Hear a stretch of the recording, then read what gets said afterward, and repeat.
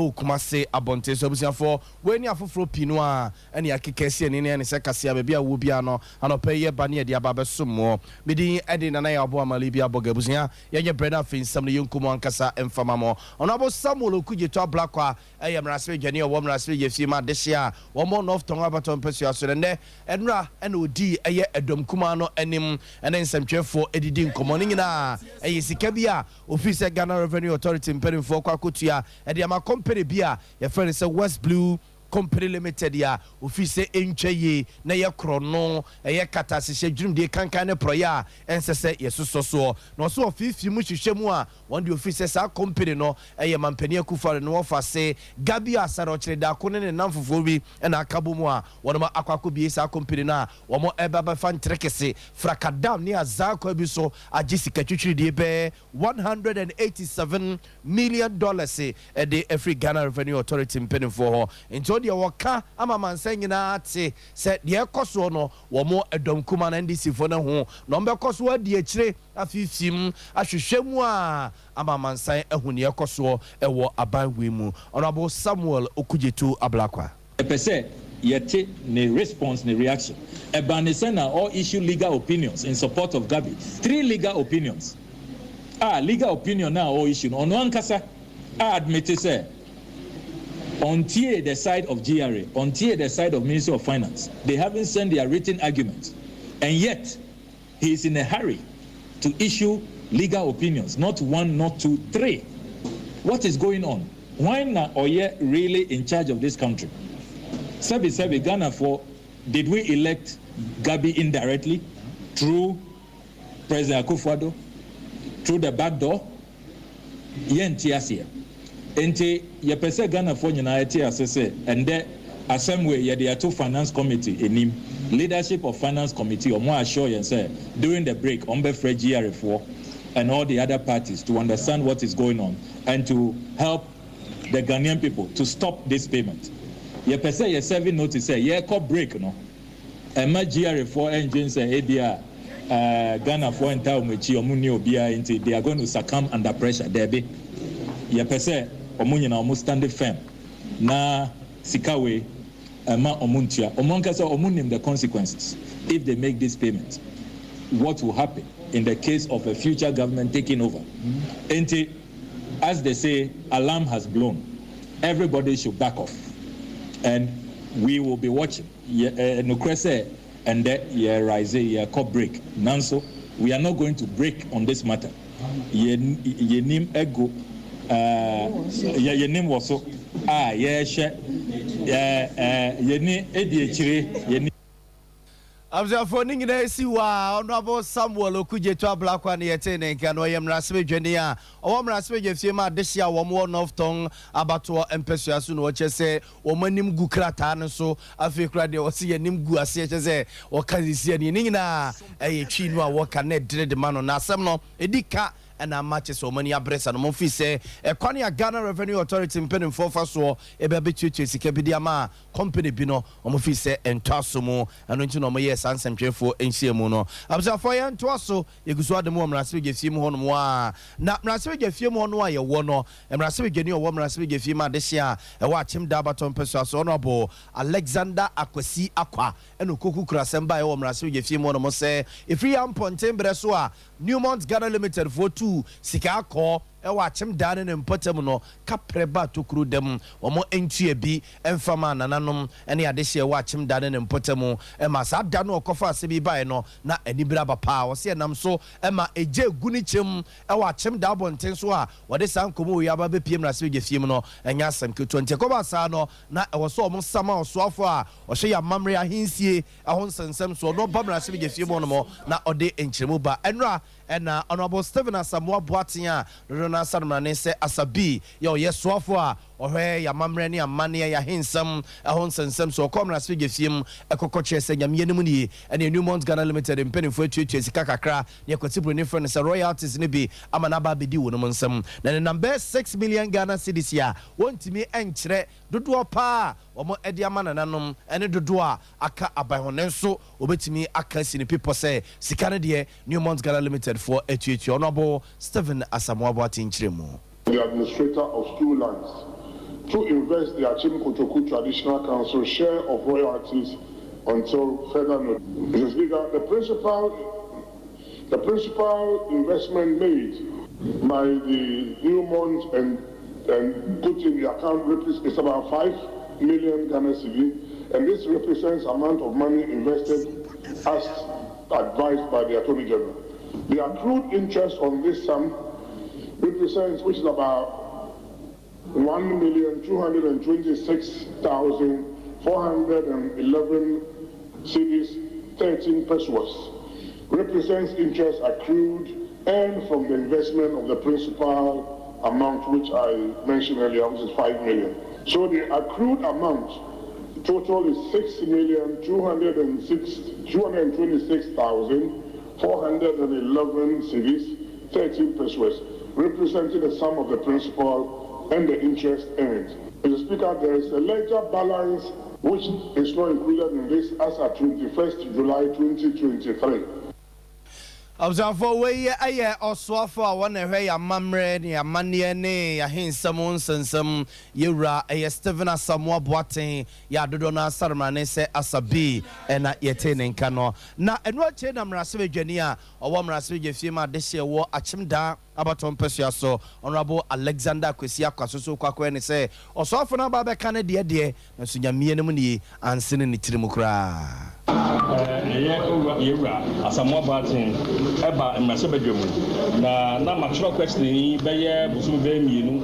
atopo dada na ayese na ebe sori isu yi na clerk and leadership hu say enya urgent question tie no na expecting minister ewo mmase bedwemu antimi amma adoko ba ye no bibisa no say sika he na Newmont mines adwuma wo mo ye ewo brem a ewo kotoku mpɛso aso no ɔmapegu hɔ a ɛyɛ royalties de bi bɛka royalties ni ade minister editor dwa a wohwɛ figure na ɔbɔ ɛyɛ na ɛyɛ a little about 6 million cedis na wohwɛ deɛ nkurɔfoɔ adwene ɛwɔ so ɛwɔ ɔdan ne mpɔtam ni ade sɛ Newmont sika egu hɔ de ade a na sɛ wei no ɛyɛ a bit disappointing kakra na wei no yɛ deɛ fi minister hɔ aba ɛyɛ deɛ yɛaka akyerɛ no.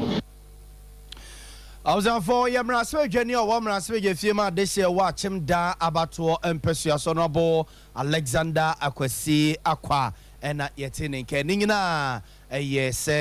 eja enyanam nom ni ade ade wo so mutua de mana matena nkonya wo mo ewachim kutuku ya na enkoye ene nam so mu tutu amerika ode asemi bedam raswe ganu nam so ama mo sama minister or chieftaincy and religious affairs mo baye ababe ya no eja emu nsem wo chese so a enye ne so mefa ne sa no madidi akiri afifi mu akiri kakra no ma se bibi tebabi a wono makwa wide amana nanom ye to so eguso de mo raswe gefie menra ena mama no tua sem raswe gafo no wo mo adwuma mo de kwa wie ya se de omo aba kwama e ba beje omo home kakra na enu ana chese adwuma no so wo raswe gefie mu hono mo na speaker of parliament right honorable Aban Kingsford Sumana Babin so no ena wo sere se obuse ya manyofo no obuse aban ne aban abako nyina sebi ema no wo mamu ase sanitary pad di edi esika nko neto no a edada so no ye nya de afiri mu a wasere a wapachew sabai enyi to mfiri so na ne bo ne mra fom na obi antimi ntobie no abai empese obeti wose wosere se enya asemihia se nya abai we kura abai bi obebe bia wonya nhihye na sa eto taxes no a edada sanitary pad so no omunyi mfamfiri so na bo ne emra fom na obi a ensa ntimi enso so. Government should have a rethink about it, because the taxes is not only on the imported ones, even the locally produced one are taxed. And so they came, they met me 2 days ago, the captains of industry in Ghana, and we went through the details. So when we talk about the taxing, it's not only on the imports, but even what we produce locally. They tax the raw materials and they impose more taxes on them. So they were complaining about the cost of production. And to the extent that some of them have folded up and they are rather importing from some places and selling. for free. There are countries where a lot of the taxes have been removed. When we counted the taxes, they were about 15 or more on that product. That is an issue that I'm very, very passionate about. Yes, so you go on. It's just a guide to all of you, including the government. All governments that come, please,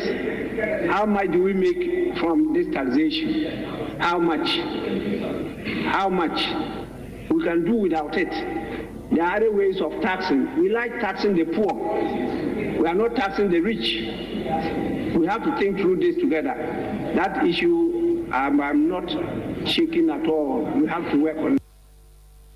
Observe where I am Rasibig Fium Chiamehene, right honorable Abane Kingsford Sumana Babin Yetene Kanina. Emmanuel no mamu sanitary party and an wasem akwakwe no adwendwene kodenna wosre se sabai we kran timia aban bi obebia ye hwese eto taxes no dada so no ye beyi ede afri so ye to akase no somamo ne famo kokuma metropolitan assembly wonu matena ye na se beye na ka akobadie ni asemfre won sensem ebeko ye ntino Kumasi Metropolitan Assembly mpenimfa ye nhyiemu wo ene transport union fo ni GPRTU protwanum concern ni adeadefo ni nyina ehia wo Kumasi abonte so ni nyina eyese beye na traffic empempina no ebope so say ya pese be bi ensese ye die station wo ede aye ye station ama sesei Kumasi unya ho twabre bia no eso ebete no mo ayiyi binom ede afri ho no mo ene nam so ma okokeme a opani ono ene head of transport opani Randy Wilson echichi mu pa ni ntia se nhemi omo ye ne mfaso a omo nya difference so say your friends say on street stations no any conditions are dey ma omo ayeso omo dey adwuma afi ye hwe eno your taxi eno trotro for afi ye hwe cargo ye nim say fiti anopa 9 edikosi enwumre 6 ni say cargo car bia ewo edum any CBD no mu offload nemum say 6 bar to the following morning 9 no na omapi na ekrom ada ye kan no asem ye kan long distance cars a eye adwuma enwo asem omo ye adwuma efiri Kumasi eko other places ye kan terminals a ekofo illegal terminals and ekofo jina so pampa so eye Konfanochi Swami roundabout Central Market ni other places a omo de illegal long distance here. Observe no trainer Openi Francis Jra Oko Kumasi Metropolitan Assembly wono ene ye coordinator no so no ne dia wode atu janhye ya kemi ede ba na beti traffic no ene station basa no matete ne so no ono so de okaye ni ye nyomu se ye de ye adwen se ye nyene gidigidi na emum se de ye nyene nim no nipa de onu no ye ade a ya krokro entina ye se mresi efiri okono ye mamura ba bia so mura ba CBD ho no na ye hu se ase nkutamdie na o mayo madwen so se ase omunti de ekoso obu ho a utie se de omu radio so bi kasa omunti enso se mri kan no me nche na me bewura ka emi nkutamdie na koso be se emra ne de be ya adwuma mri kan gidigidi na baaye no se mpanimfo a mo wo fo de mo ya adwuma no baaye no ye ma politifo ebem so observe pragia for no so a eja na watchi so no money came for dia bomu oni na se woni nsese kachewa de ya Kumasi Metropolitan Assembly mpen for so ma yen hyehyeye se ba bi e fa ni se the Central Business District of Kumasi dum kegetia Central Market no wo emma kwan ma pragia for no enwura ho emma traffic ren konkoje nsemo enti juada ne hyase na busua ye Kumasi koye na nya asem keto pragia for no so committee ne bi no mo so no ye omode tu ye ne mu ni se asamdada no ana imse mpenifo na aka betwei ese enu omu akasa no enu omu akasa se enu omu sa akohia kemi ne atoa enkomo no so those for now no mintimi nka asembebre nkyerɛ until se beko kemi no enu omu kotena se gina ya ye beko akogina no oho na betima endi sebimi no nkomodi a but for now the beka na han se ndi wosu tibi se ne omu sika asem ni nyina omu aka yesu ye wosu uhu ayen kra ya nkasa enam so omu se ye ne omu sa akohia ntino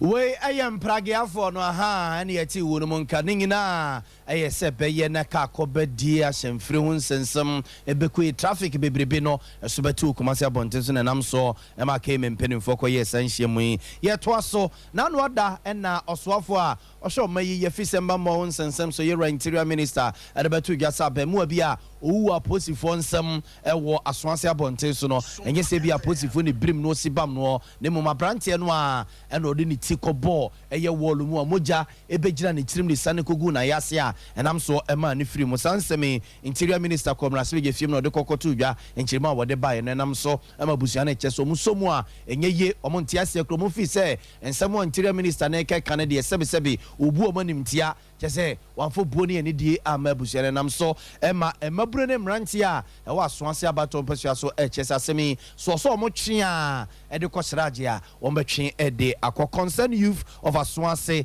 wɔn ɛpɛ ne mpa Umar Harris nkɔmɔ ne yɛ bɔɔ yɛ nie. Chama interior minister na kan say abrantia no e de ne ti ana ne ho e na bɔ ho e na ma mogya nwini wa na ya ase a wa uzun say asem we de e ka me akɔ say e na dwuma na asem e me say anche bia na police for lunch o mantra say you see something you say something who say bibi koso a e mbo o man say de be e bitimi akon etia ni papa ne for ne abone o kroma no aka abra police for no e ba ya ho be chi abrantia woni masem ho ma chen na manfo a police for e bro no na man for omude course ma major news outlet no e ko ho koye interview e ma manfo kansem ade omu ye ne kwan a police for e fa so e bro abrantie no e na mo ba be ka say abrantie no yare obi a no ye painting a o free fie so kwa akoto ade aba oduru kwa ho gina ho bobo e na saa atoyentem no to no e de na o ka say no ya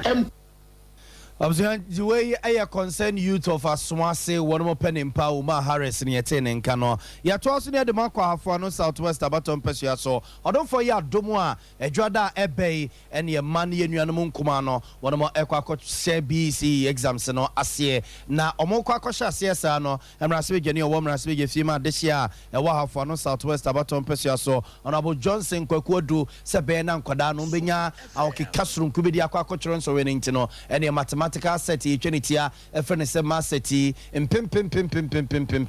Wachiche, a day among Koda, one impetuous, and richly, what the table in Koyanina, a techri, Edema, a young Koda, Ketchi, Womosua, Womokusia Ponsia Pon was say, or my binum scholarship on the Dinano, and Radie, what they Emma Wunumna. DC or one potemono, Honorable Joseph from Pombonsu, and a Jinamukasa Edema MP. MP, member of Parliament, or one for Southwest. They were just a good. I'm sorry, or young African or SIB. And come to BC, or Mr. Sia, and got them. No, I didn't come off fun. Lay a word, you man, or but I said, you're the bread, so I'm not on contract as I'm to Jordan. If you were just a good one now, the bread from some credit 1,387, and credit 87, but what could be a bosso and to credit 1,400 something. I was going to wear DC or Waha for no Southwest Abaton Pesia so Honorable Joseph Frimpong Bonsu and the attending Canon MP, Honorable Johnson Kwakudu Jinanem at the Sanya Mayman Kodano no Penia. On a shangu mesia so for no Southwest Abaton Pesia so you're Justine Kwasi Beto Engineer Maidasi. I feel I'm a friend of BEC. Omo dodoye 1,187 eno hu na 5 centers ye o hase eno hu na your honorable member of parliament so Kwakudu the mathematical sets the abremo in fact ahum kan ye pa ukọ round san ko dani bebre ho asa ade we omu ni bi how omu masuam pa en sabre a omu ko twonso hwea hia pa se omu hia sade odi abai ahumka pa openi Justine Kwasi Beto for no Southwest Abaton Pesia so penina ono ene hwe nwomesua so ne gina mu agi niema di aseda PSC emamra sebedwane Honorable Johnson Kwaku Aduse eja wateretere ne nsa ama aso adehye ne nananom ne nuanom nkuma so ye gina we su na no pɛ nsɛm e papa no edebesom no ye de mo asia ne asɔre ama ade ache bi adwumadi ato aso aseda enkoma kuku Veronica Jando no na chinchin fidie ne ede ma yen ye semfo pɛni asante ebo Benedict so ene sansen mo ede ma yen ye sorry ade ache bi adwumadi eto aso medi ede nana ya abo amali bi aboga Odofo me mawakwa ba eba abe heba clinic ope aya